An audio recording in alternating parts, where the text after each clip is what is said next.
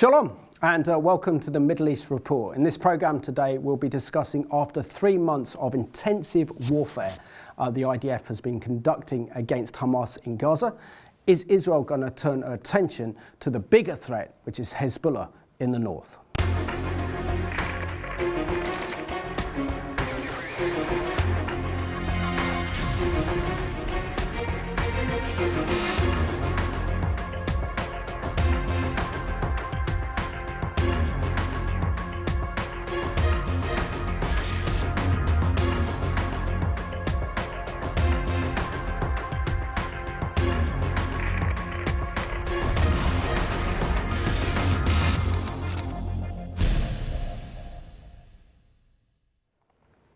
Well, welcome to the programme, and today's special guest is all the way from North London. He's a good friend of mine, he's a good friend of the Middle East Report and Revelation TV, Zalmi Unsdorfer, the chairman of Likud UK. So firstly, Zalmi, Happy New Year. And to you too. And thank you so much for joining me on the Middle East Report today. Good to be with you again.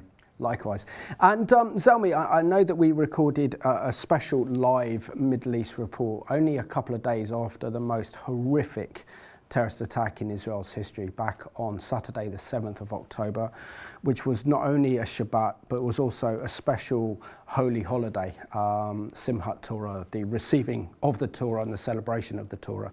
Can you just remind our viewers exactly what it was like to be in Jerusalem in the midst of the worst terrorist attack in Israel's history and the worst pogrom that we've seen against the Jewish people since the Holocaust? Yeah, it was about 8:15 on Saturday morning, and I was preparing to go to the synagogue because it was Simchat Torah. And I was on the terrace of my flat in Jerusalem, and I heard an air raid siren. And you normally hear the air raid siren on the eve of Shabbat to tell everybody to stop working and turn off their lights or turn on their lights or whatever they need to do before the Sabbath rules come in. And I was just very puzzled by that. But soon after that, I heard the thud of some missiles or Iron Dome intercepting missiles. Immediately went into the air raid shelter. And then sometime afterwards, neighbors in the building said that they'd been watching TV and started telling us about this infiltration by these jeeps deep into the Gaza border communities. And it then just continued from there as one long horror story that we've been living with in terms of what happened on October 7th, the atrocities that have been played out in the media, of which Hamas are proud, having filmed it themselves with great glee, and the tragedy of our hostages who have died and those who died on October 7th. And there's hardly a morning that I don't wake up thinking about what the night must have been for those 136, I think now, still in captivity, and how many of them are actually, with the best will in the world, be able, after so long, almost 100 days, to be coming back in any shape of physical wellness or mental wellness. It just doesn't bear thinking about. Absolutely. And how 3 months on from October the 7th, how do you think that Israel and Israeli society has changed since October the 7th? It's clearly nobody expected to see a Holocaust in the country which was supposed to protect Jews. I've said many times on this show with you that I've always considered Israel to be a game reserve of an endangered species. We are an endangered species. I think we've seen now just how acute that is. What happened on October 7th could not possibly have happened unless the Jews and the Israelis had been dehumanized in the eyes of the Gazans, the way the Nazis dehumanized the Jews, enabled them to shoot them in pits, in mass graves, Babi Yar, and all of the other atrocities that went on during the Second World War, and obviously the concentration camps. But in this case, unfortunately, it has been the United Nations and their schools which have dehumanized Israelis by teaching preschoolers hatred. And we've now seen all the books and the jigsaw puzzles and all of the other educational aids. They don't use apples to count numbers. They use shahids, suicide bombers, to count that. And that was done in United Nations schools on the United Nations UNRWA dime, using Hamas paid staff, teachers. And this comes out of a budget that UNRWA has of about $1.5 billion a year. And they have 30,000 staff to deal with this. And what have they done? They were supposed to resettle 700,000 refugees of 1948. And now they've got 5 million refugees registered on their books. This is a self-fulfilling refugee story. Why are there refugee camps still, after 70 years, still in the West Bank and in Gaza? There shouldn't be.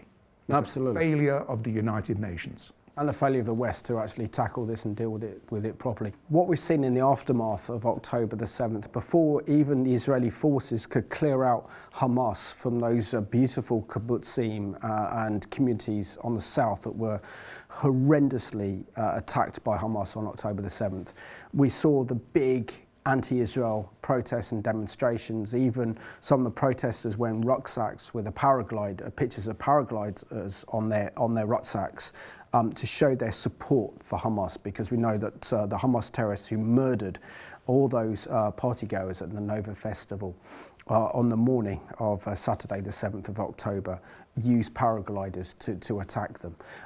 Share with us the impact that these mass pro-Palestinian rallies are having on the Jewish community, particularly as we see an unprecedented rise in Jew hatred. I think it's as shocking to us as it probably will be for the ordinary people in Europe who just had to wake up to seeing this vile virus of people that's come into their midst. There's a mixture. Those demonstrations, which, as you quite rightly say, started even before Israel went into Gaza, before we had an opportunity to flatten the place, as they say, but before anything serious happened. Those demonstrations are a mixture of plain anti-Semites, kids who've, Generation Z, who are completely TikToked out of their mind and believe everything, and to a very large extent, Muslim Brotherhood-inspired Palestinian solidarity movement, funded and paid and organized groups, which are endemic in the United States and in Canada and in other places that we've seen. This is an organized and ever-growing snowball of resistance. And I think that British lawmakers, police, mayors have really got a shock to see what's going on in their streets. You've seen the friction between the Prime Minister, Rishi Sunak, and the Metropolitan Police Commissioner about what should and what should not be allowed. But it has been utterly sickening to see posters being ripped down of survivors, of hostages, to see the massive rise in anti-Semitic attacks, personal attacks. It's not long before someone actually gets killed. So that does concern me, and I think it also should concern the police and other authorities, both in London and in Europe. And having got caught up in those pro-Palestinian demonstrations, it just feels like what it would have been like to be in Germany in the 1930s. It was that scary, that frightening, that horrific, full of hate, incitement to hate, and we don't need that on our streets. Zalmi, it's now 3 months really on since October the 7th, and almost for 3 months now, the Israeli Defense Force have been carrying out a vital mission inside Gaza to destroy Hamas, to destroy its terrorist infrastructure, and to destroy these massive terror tunnels that stretch for over 310 miles. And of course, Hamas couldn't have carried out October the 7th had it not been for these mass extent of terror tunnels. Show us how you think that Israel's current military operation is going. I think the military operation is going amazingly when you consider that no army in the history of conflict has ever had to fight a war like this, ever, in literally a kettled situation with 2 million civilians, which nobody will allow to take refuge anywhere, because none of the Arab countries, the 22 Arab countries that could take in refugees, every single conflict that we've seen, Afghanistan, Iraq, obviously now Ukraine, refugees have gone over to Turkey, they've gone over to various other parts of the world and been resettled there, at least for the duration of the war. Nobody wants Palestinians. No Arab country wants Palestinians. So they're kettled in there. Israel has got to therefore deal with moving people around. It's a little bit like one of these children's square things where you have to move a square here, to move a square here, to move a square there. And it's also the first 3D war in the history of conflicts, literally on the ground and under the ground, to the extent that you've said 300 miles or kilometers worth of tunnels, which is where all the Palestinian aid has gone, down into the tunnels. You've now seen the amount of concrete and infrastructure that's gone in there, and all of the armaments that have been produced there. I mean, literally arms factories created inside those tunnels. That's where the millions and millions have gone. Well, the millions that didn't go into Swiss bank accounts of Ismail Haniyeh, Arafat, and all the others who've sucked the aid dry. But the Palestinian civilians haven't seen any of it. Absolutely. So let's have a look at this excellent update from Israel's Prime Minister Benjamin Netanyahu speaking about the current conflict, and this is thanks to the Israeli government press office. I want to make a few points absolutely clear. Israel has no intention of permanently occupying Gaza or displacing its civilian population. Israel is fighting Hamas terrorists, not the Palestinian population. And we are doing so in full compliance with international law. The IDF is doing its utmost to minimize civilian casualties, while Hamas is doing its utmost to maximize them by using Palestinian civilians as human shields. The IDF urges Palestinian civilians to leave war zones by disseminating leaflets, making phone calls, providing safe passage corridors, while Hamas prevents Palestinians from leaving at gunpoint, and often with gunfire. Our goal is to rid Gaza of Hamas terrorists and free our hostages. Once this is achieved, Gaza can be demilitarized and de-radicalized, thereby creating a possibility for a better future for Israel and Palestinians alike.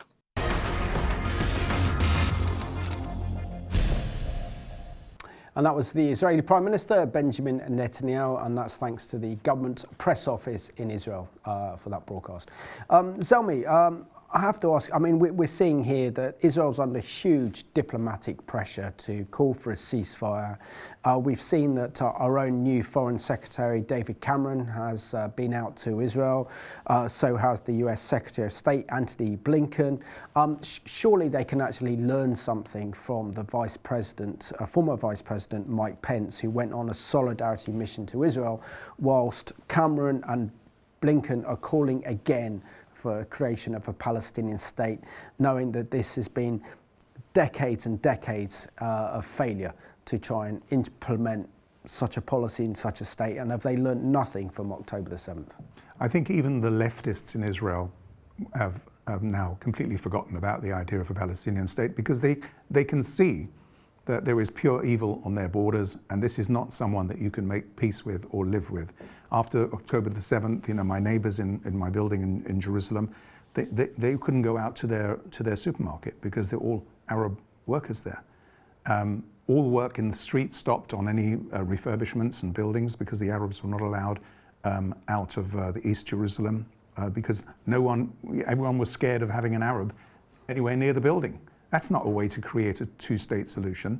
And that, therefore what has happened has shown us that the two-state solution is totally dead. However, Cameron, Sunak, Keir Starmer, Blinken, Trudeau, whoever else is in power in politics, is still going to be pattering this whole idea of a two-state solution. Why? Because they're facing elections. There's an election in the United States. There's an election coming up in Britain. They're not going to alienate, 2 million Muslims, in this country. Those voters, are going to be fought over between Rishi Sunak and Keir Starmer. Keir Starmer, to give him credit, has maintained a strong position on Israel, where it would have been very easy for him to have picked up the Palestinian flag and taken the knee, as he stupidly did for BLM at that time. I think that's one of those photos that will never ever be erased. But I give him credit for that. But how long that will last, I don't think it's going to last very long. But in Israel, two-state solution, finito.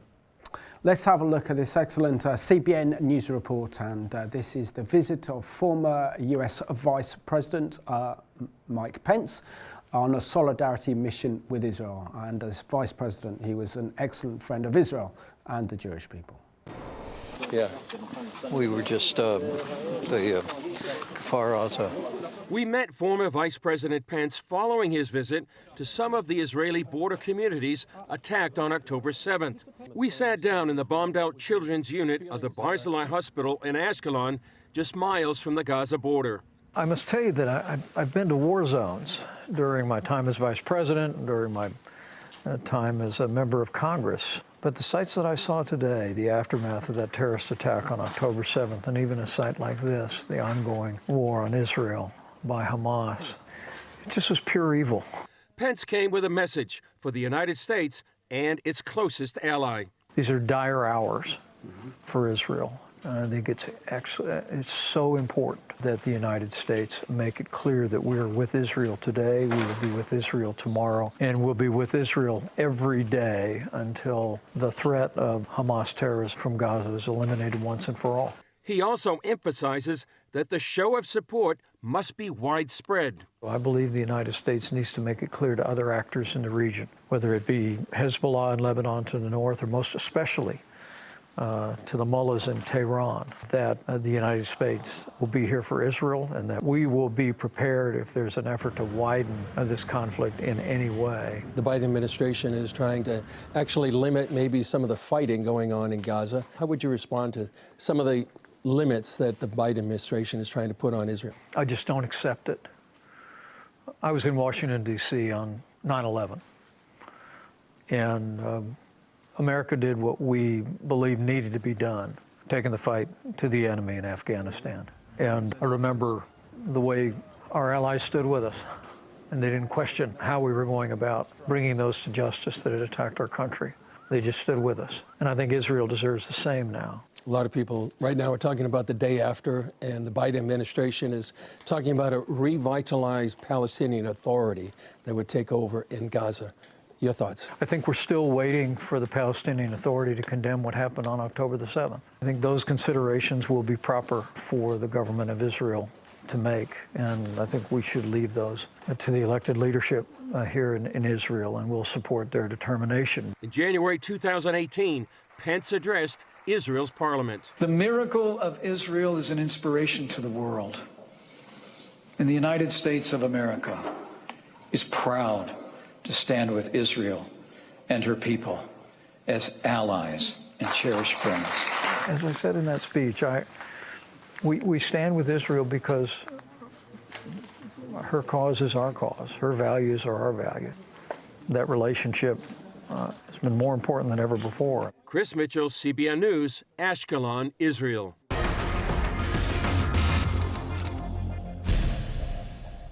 It's great to see there Mike Pence showing solidarity with Israel and the Jewish people after October the 7th, and such a shame that he is not actually running for this year's presidential election, and he's been a great friend and supporter of Israel. Zalmi, you asked me just when we're showing that excellent news item by CBN with Mike Pence, Where was God on October the 7th? And you say that many people in the Holocaust asked the same question.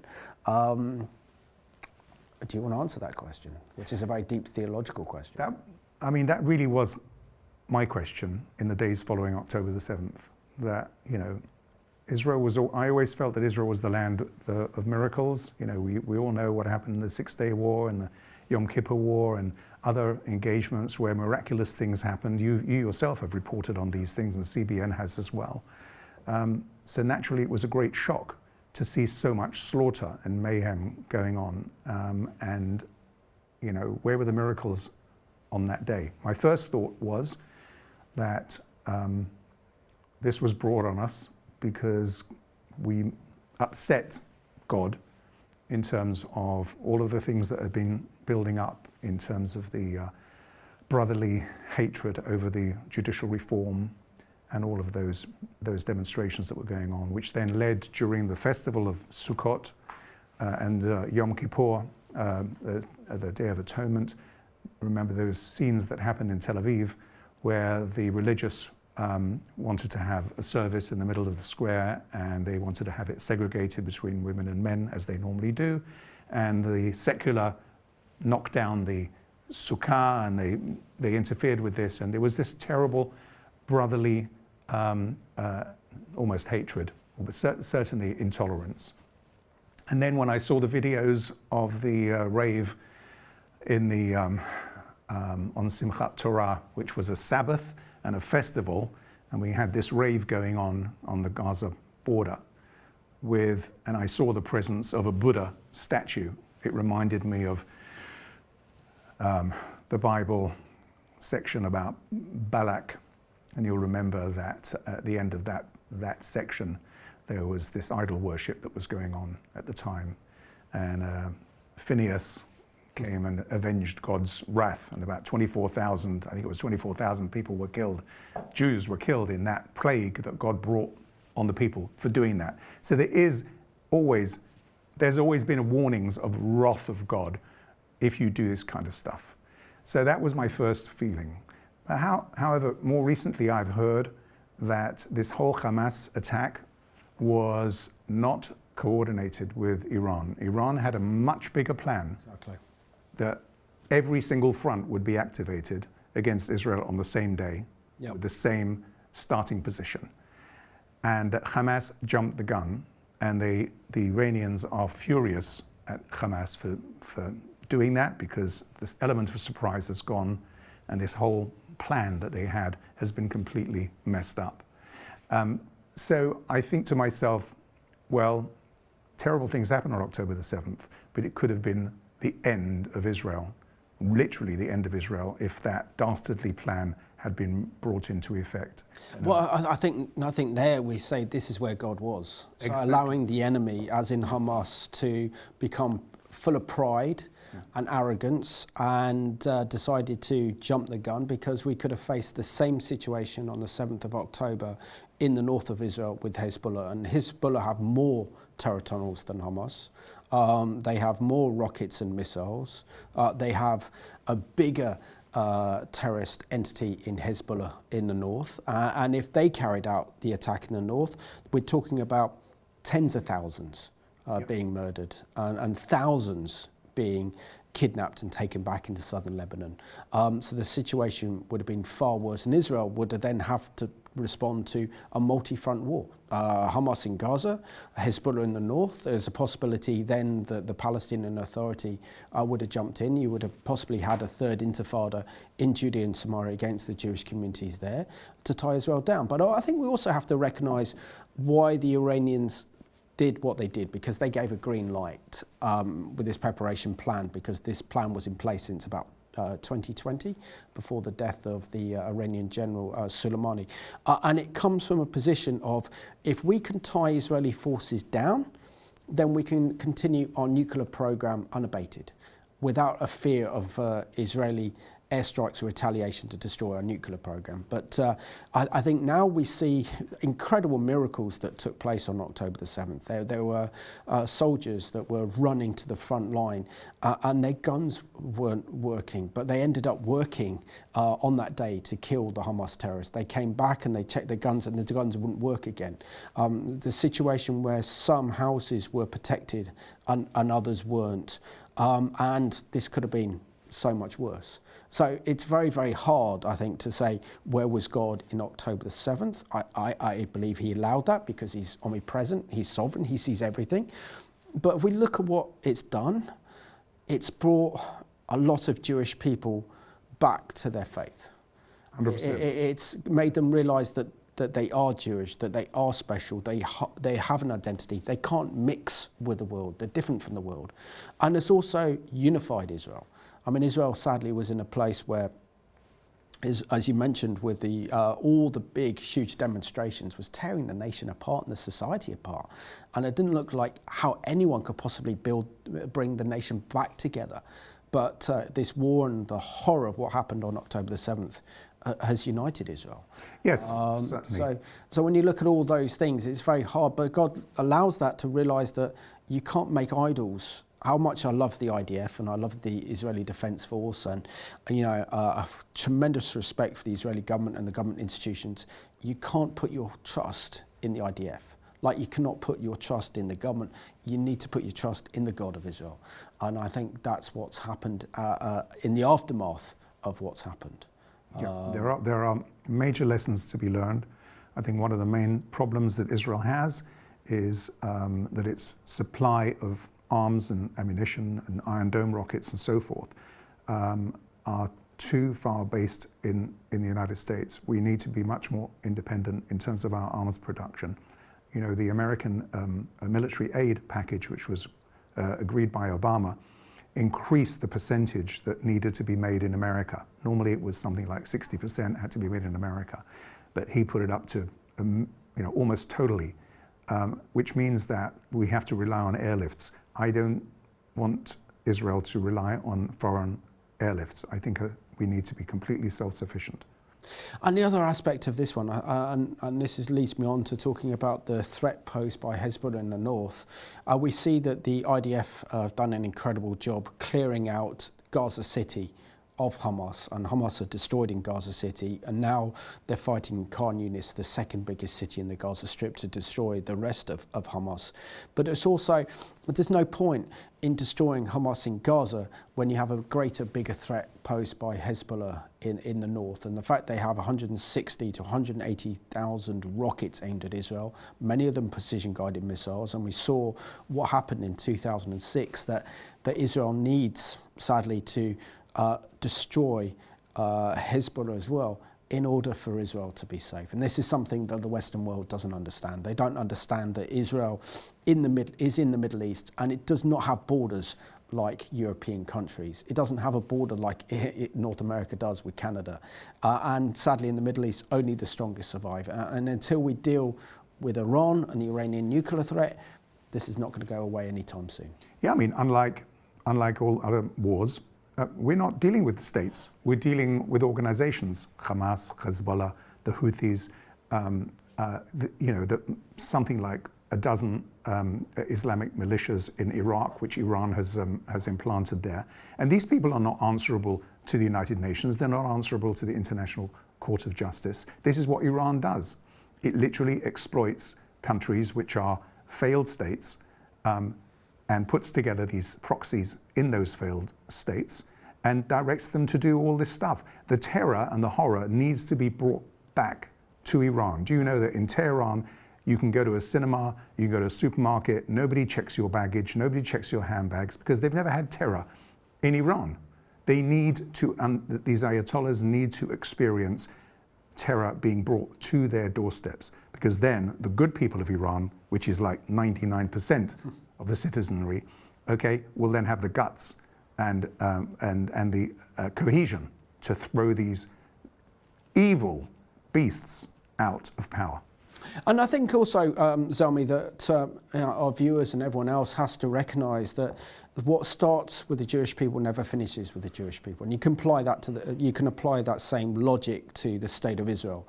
That if Israel is attacked, then the rest of the world becomes attacked. The same dark demonic forces that are trying to destroy Israel would quite happy destroy the West, and that Israel is literally on the front line and is a bridgehead against this evil that would take over the whole of Europe, given half a chance. This time, we are a state of, we've been established 7 decades. We are the most powerful army in the Middle East, no matter what problems happened on October the 7th. We are not going quietly into the night. This is, when we say never again, that's just a catchphrase. The Jewish people are not going to go away quietly in the night.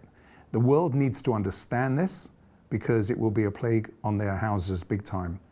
I understand that the kids are running riot and the anti-Semites are running riot and so forth, but states, governments need to understand this.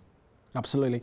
And also, sadly it's not being very much reported by our kind of mainstream media and their coverage of this conflict.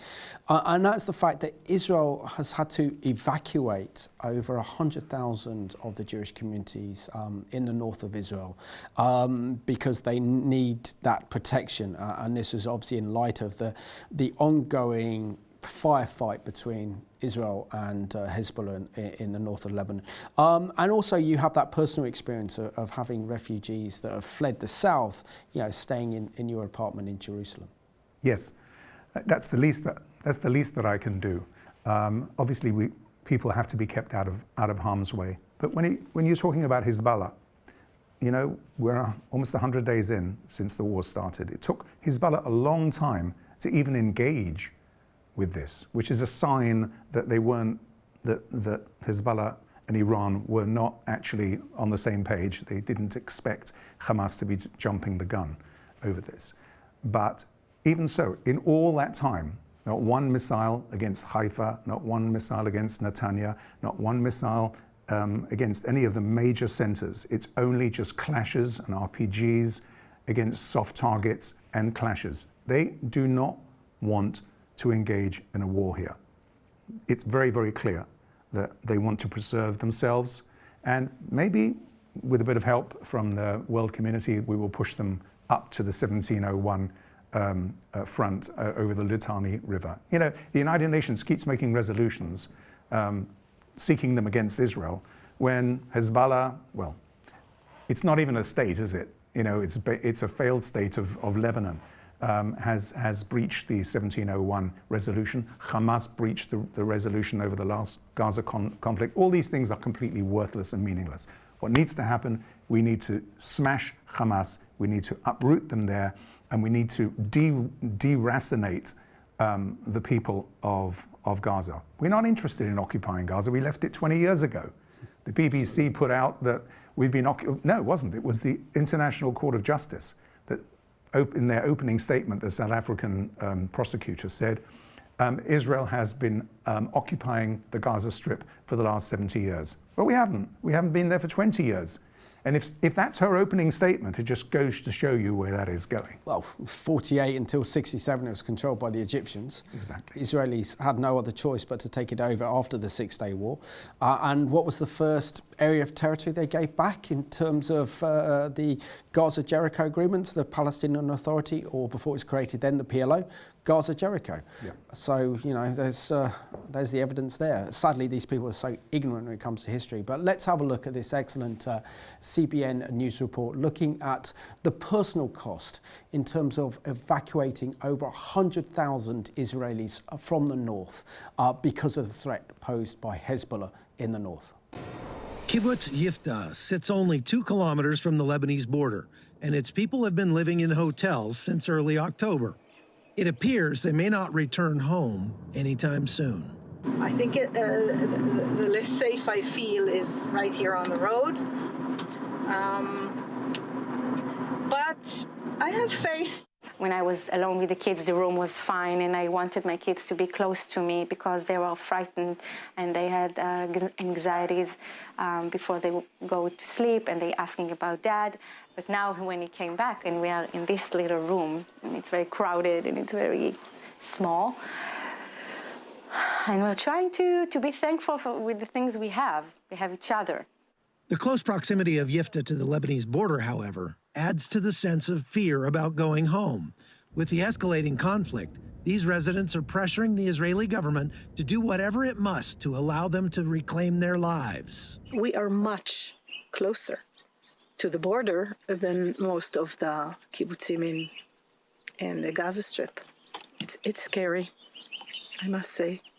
And we need to be sure that we're safe in order to come and live here again in our homes. So this is our request from our government, from our army. Please make us safe. The day-to-day uncertainty takes a toll.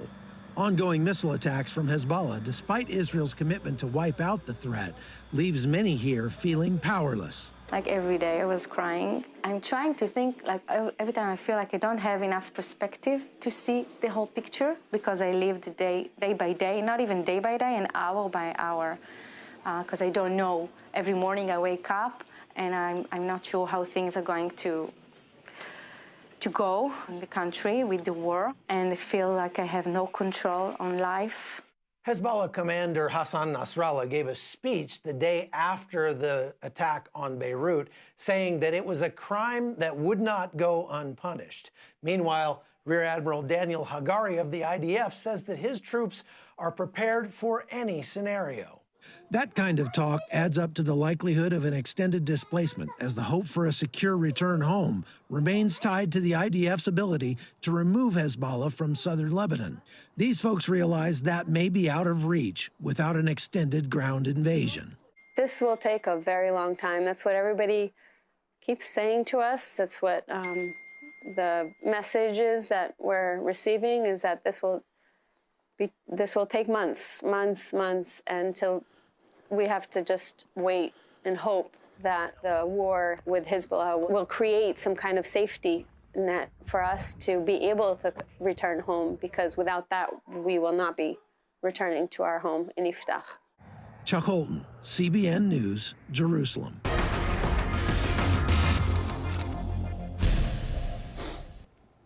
And we definitely need to be praying for the situation in the north of Israel, because a war with the Hezbollah could be inevitable, and if it is going to be deadly. We know that Israel has the firepower. We know that Israel has the God of Abraham, Isaac and Jacob on his side. But even so, this will be a very, very tough battle against Hezbollah. And it's interesting, isn't it, as we are recording this program one day before it's actually aired, so we can be as up to date as we thoroughly can be, Zalmi, that the Israelis this week, according to the Times of Israel, let me read my notes, actually took out one of the most senior leaders of Hezbollah, Wissam al-Tawil in Lebanon, who had close ties with the former Iranian terror chief Imad Mugnir, who according to intelligence reports, was more deadlier than Osama bin Laden. And then also had links to also the Soleimani, the head of the Iranian Revolutionary Guards Corps. So he's a huge player in all of this. What do you think kind of message that Israel is sending by allegedly, I believe, carrying out a kind of assassination on one of the top commanders of Hezbollah? It's clearly, Israel said straight away, the Prime Minister said straight away, the leaders of Hamas and the people who carried out these atrocities are dead men walking. This is the best way of showing that to be the case. The best way of showing you cannot hide in Qatar, you cannot hide here, there, or everywhere. Erdogan of Turkey is obviously getting spooked by the idea of people coming into Turkey, assassinating some of the Hamas people that he has been sheltering over the time. But I think this is also this needs to be looked at in the same frame as what's been going on in Iran. There's a lot of disturbance been fomented in Iran. I believe that Netanyahu has activated the Mossad to start undermining the Ayatollah regime, because clearly that is the root of the problem. If the Ayatollah regime were to fall tomorrow, all the funding that has been going to terror, armaments, rockets, Hezbollah, Houthis, etc., will be going to the Iranian people in all of the deprivation that they're currently living in.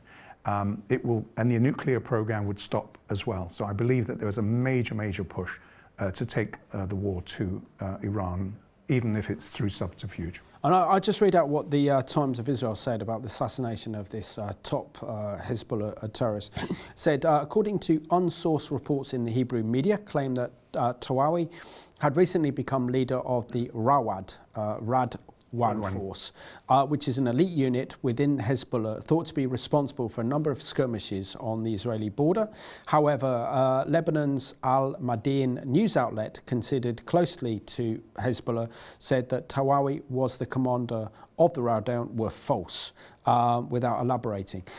So clearly we got a bit of miscommunication here and stuff as well. So, and it's also interesting how, for example, that last week it's believed that the Israelis assassinated the deputy leader of Hamas, who was based in Beirut under the protection of Hezbollah. And it's almost as if the Israelis are saying to the Iranians and to Hezbollah, careful or you're next. Because Hezbollah has to respond to this.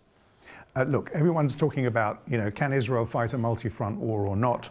And the Defense Intelligence Agency very unhelpfully stated that it didn't think, America's Defense Intelligence Agency unhelpfully said, we don't think that Israel can fight a multi-front war.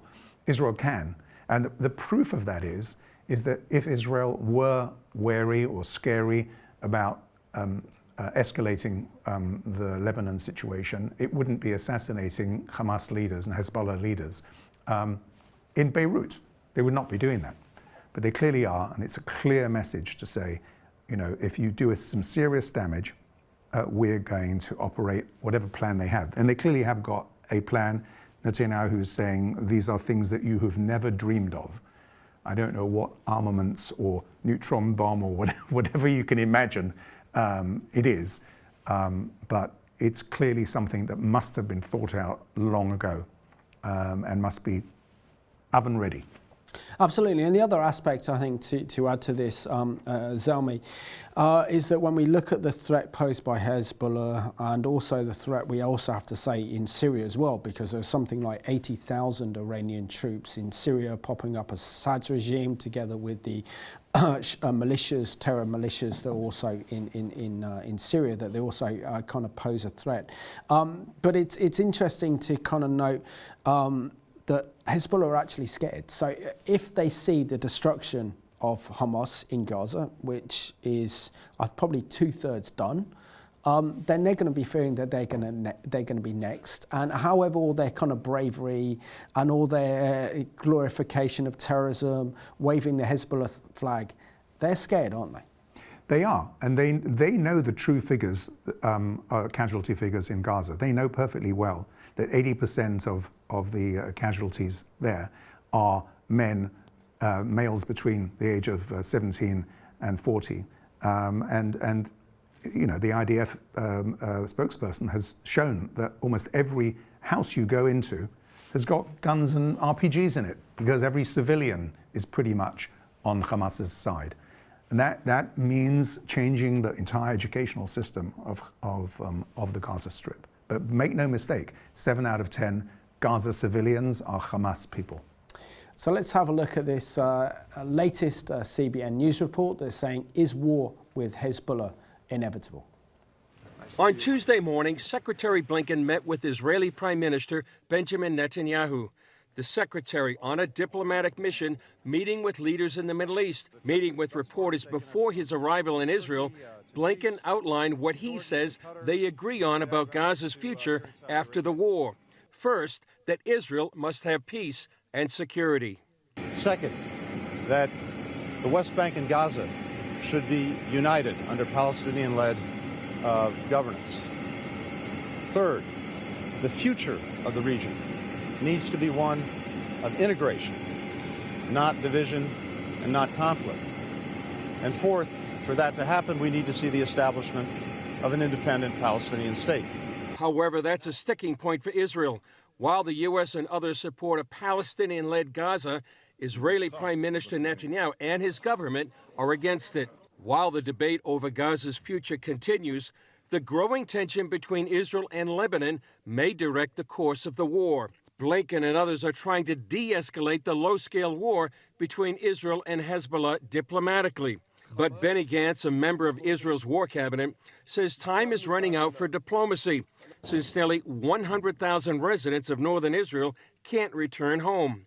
Concerns rose on Monday following the assassination of Wissam al-Tawil, the highest-ranking Hezbollah official to be killed since October 7th, and a nephew of Hezbollah leader Hassan Nasrallah. Also on Monday, Hamas fired the biggest barrage of rockets since the beginning of the year. That as Israel's military campaign continues to uncover Hamas's terror infrastructure. On Monday, the IDF released footage of the largest weapons production site found in the Gaza Strip since the beginning of the war, used to produce long-range missiles capable of reaching northern Israel.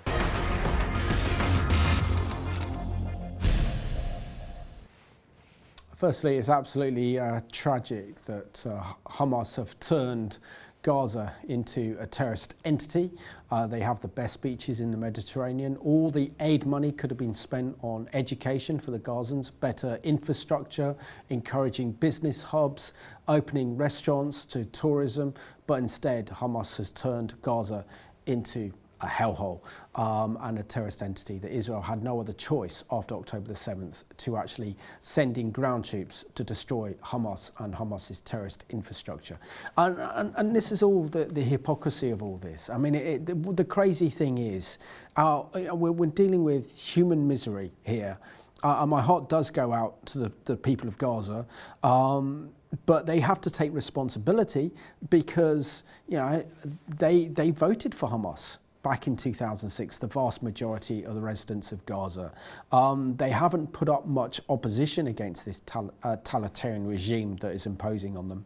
And the other big question is, how have they allowed, for example, all this billions of pounds in aid money to go directly to the leaders of Hamas who are living comfortable billionaire lifestyles in Doha? So they're literally making huge amounts of money out of this conflict and actually bringing misery upon their own people because they do not care at all about their own people, unlike the IDF. Yes, and it's one big great gravy train. You know how many people make money out of the Palestinian conflict, from Kenneth Roth down to, you know, whoever it happens to be, and the lawyers on the ICJ. You know, it's going to be millions and millions of dollars spent on this kangaroo court, which is going to have absolutely no meaning whatsoever, on which one of the judges is even from Lebanon. I mean, it is a complete farce. But again, it's all about money in both respects, i.e. wasting Palestinian aid money, okay, because you can now see they could have built a paradise in Gaza with what they've spent in those tunnels, okay? Banks, institutions, hospitals, universities, all of it, okay, but it's all been defrauded. It's all been filtered away and used for terror or for corruption, whatever the case. And the people of Gaza, what? They're going to stand up against these Hamas people? They have no chance. They're an oppressed people, just like the Iranian people. No, absolutely. The other aspect in regards to the International Criminal Court wanting to bring crimes of genocide against Israel. If Israel was committing genocide, then there would be no way that the Israelis would have told the residents of Gaza to leave their homes, give them something like 70,000 telephone calls have been made to the residents to flee to the south, hundreds of thousands of leaflets, text messages on their phones. They would have just blanketed the place, carpet bombed the place. So, you know, it's very easy for the International Criminal Court and the international community to accuse, including David Cameron, that Israel has committed war crimes. But what is Israel supposed to do when Israel's faced with an existential threat? And it's all about strength, and it's all about deterrence. That after October the 7th, Israel's deterrent capabilities were shot to pieces. Israel needed to restore that deterrent capabilities, and also to ensure that something like October never happens again. Israel could have won international world sympathy by keeping Hamas in there, but then it would only be a question of time before even a bigger massacre and atrocities would have taken place. And sadly, we see that our Western leaders don't understand this at all. Or maybe they do, but they are curtailing the interests of the Arab states or their own Muslim populations. Yes, and it's a double standard, because at the end of the day, I know, apart from the leaflets and the warnings and all of the other things that Israel's done to prevent civilian casualties, the casualty rate for civilians compared to any other war, the ratio is far below any other conflict. And we also know that Israel has for years embedded lawyers with the troops. And every single time there is a strike by a drone, by the IDF, a lawyer has to sign off on that. And we've seen videos of these strikes, many of them, but the audio has shown, no, we can't, there's a child here, there's a woman there, there's a bus here, and so many of them have been aborted. I don't think any other military will be able to hold a candle to what's going on here, but the ICJ will find a war crime here or there. It is almost certain that they will find one war crime, at least, and make a big deal out of it in the world's press.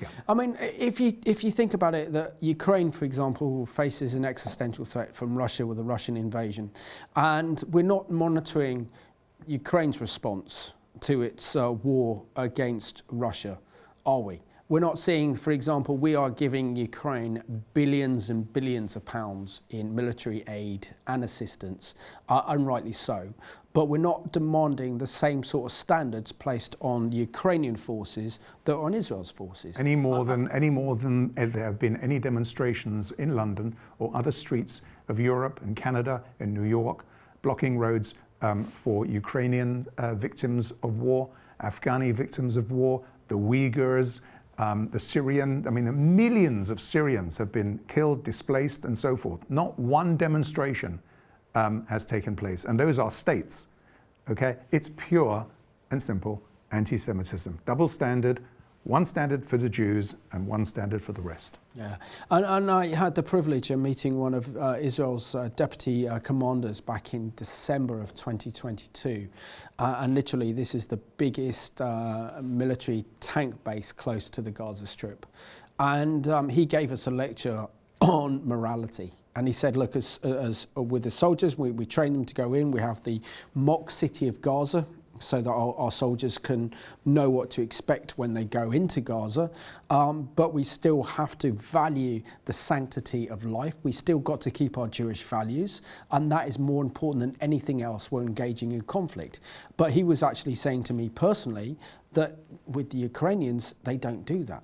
So, it's one thing holding the Ukrainians to account for their treatment of Russian soldiers, which the West turns a blind eye.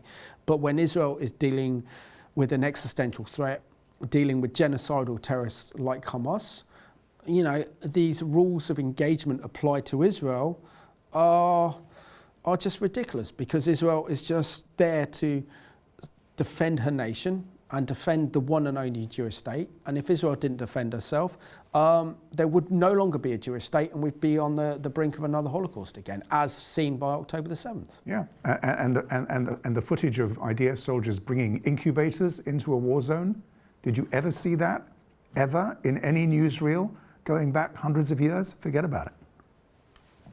Just doesn't happen.